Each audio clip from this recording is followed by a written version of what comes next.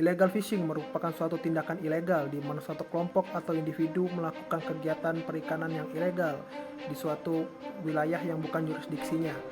Maka dari itu, kelompok kami akan membahas mengenai illegal fishing di Laut Sulawesi yang dilakukan oleh nelayan Filipina.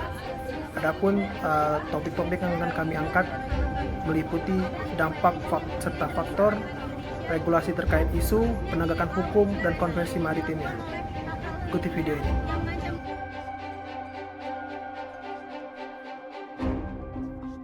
Ada beberapa upaya dari illegal fishing loh guys. Yuk simak.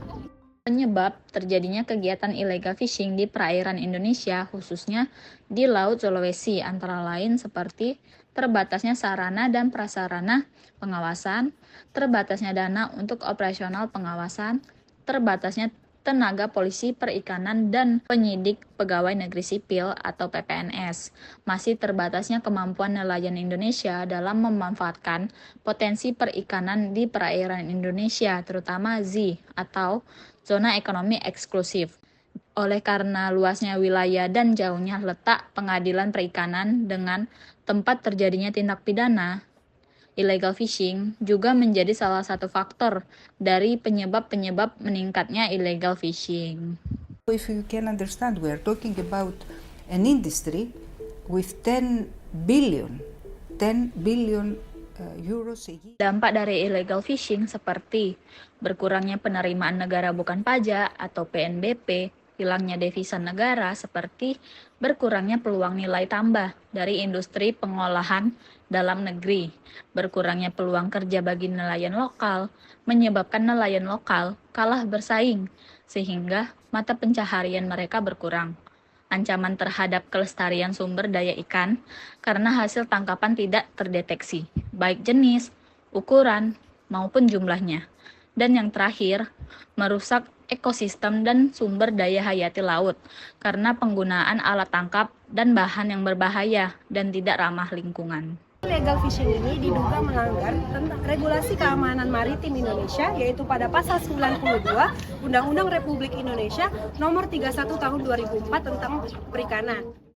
Indonesia juga telah menerbitkan berbagai regulasi terkait keamanan maritim untuk mengatasi illegal fishing, di antara lain ada Undang-Undang Nomor 45 Tahun 2019 yang dimana untuk memperkuat sanksi bagi pelaku illegal fishing. Lalu ada Peraturan Presiden Nomor 115 Tahun 2015 tentang Satuan Tugas Pemberantasan Illegal Fishing yang mengkoordinasikan berbagai lembaga.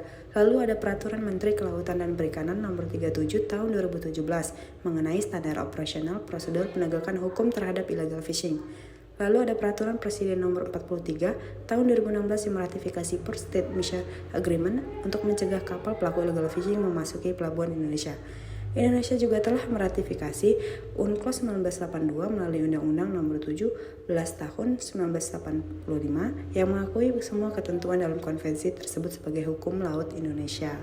Dengan ratifikasi ini, Indonesia memiliki hak berdaulat dalam mengelola dan memanfaatkan sumber daya di zona ekonomi eksklusifnya. Penegakan hukum illegal fishing di Indonesia melibatkan berbagai upaya. Apa aja sih upayanya? Yuk kita simak. Berikut adalah beberapa aspek penting dalam penegakan hukum illegal fishing di Indonesia.